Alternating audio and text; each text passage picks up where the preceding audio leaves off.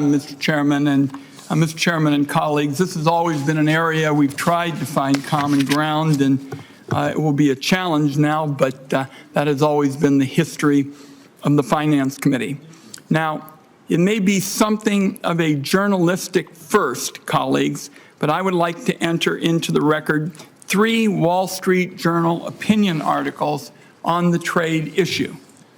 One is entitled, "The Dumbest Trade War in History."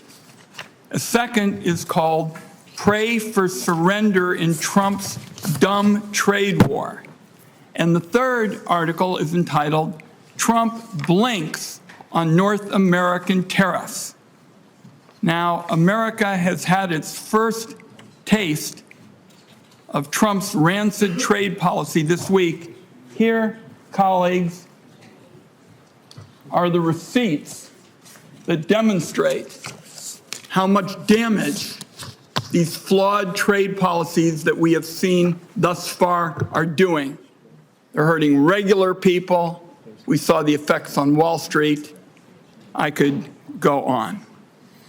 One of the central problems, and I find it sad to say this, is that Donald Trump has repeatedly lied to the American people about who's going to pay these tariffs.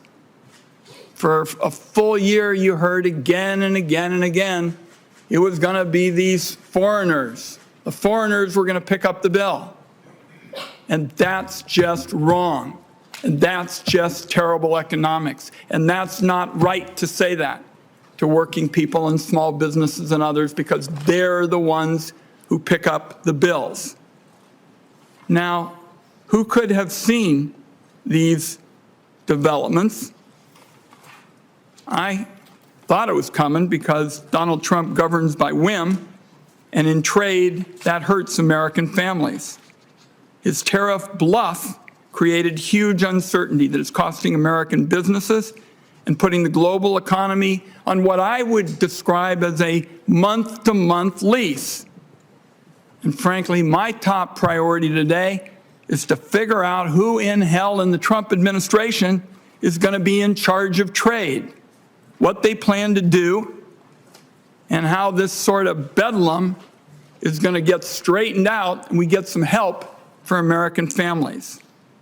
This weekend featured a bunch of fake promises, starting with the Trump threats to slap huge blanket tariffs on products from Canada, Mexico, and China. Then Donald Trump backed down after Canada and Mexico repackaged some stale border security promises into a new box. Foreign leaders around the world were laughing at us, colleagues, and the president really got rolled. So this brings us to the business before the committee today, considering the nomination of Jamieson Greer to serve as U.S. Trade Representative. He and I met first when he worked with Bob Lighthizer. He served as an attorney at several notable firms and was Bob Lighthizer's chief of staff.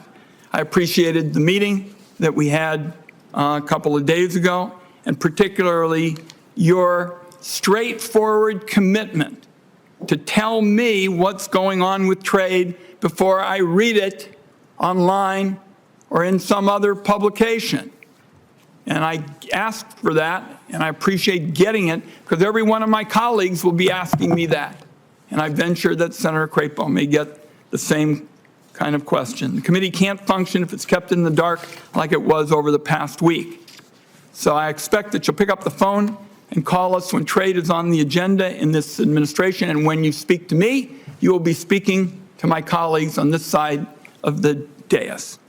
In our conversation, I was trying to figure out the trade chaos that occurred over the past weekend. Now, I thought it was actually about trade. My constituents in Oregon thought it was about trade. They call up, Ron, 1 out of 3 jobs in Oregon depends on trade. What's going on this weekend?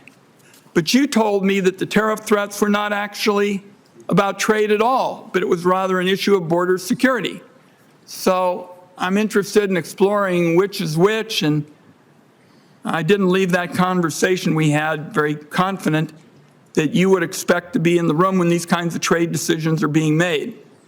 and this is something that ought to concern every member of this committee on both sides of the aisle. The American people need to know who's making the trade case for them. What we say in Oregon, this is all about value-added jobs. You grow stuff in Oregon, you make stuff in Oregon, you add value to it, and you ship it around the world because Oregon products are very appealing around the world. But you've got to know who's making the case. Now, the law says USTR is in charge of international trade. In this administration so far, it's not at all clear that's the case. Is it Mr. Lutnick at the Commerce Department, Treasury Secretary Bessent, Homeland Security? Who is it?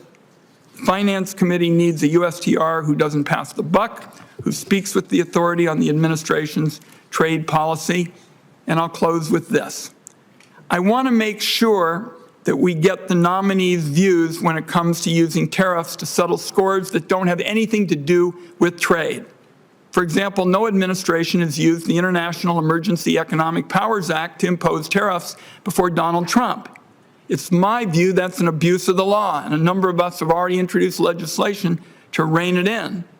If the USTR has no role in decisions like that, I'm not even sure what their job is. International trade policy is just too important to American families, workers, small businesses, manufacturers, and farmers to be sacrificed to make headlines on unrelated issues. We will not have a full-scale Crapo-Wyden scrum with respect to potatoes in Oregon and Idaho because we love them both and we know Oregon's are superior. And we need to sell these products in foreign markets.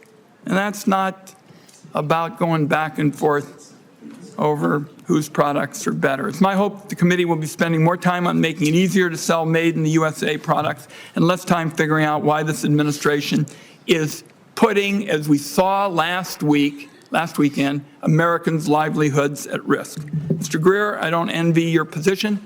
My friend, Senator Hagerty, he and I have talked about trade. I don't envy your challenge because based on last week, it is unclear how these decisions are going to be made, what the influence is going to be of Mr. Greer, and what Senator Hagerty, who has longtime interest in this, is going to be doing as well.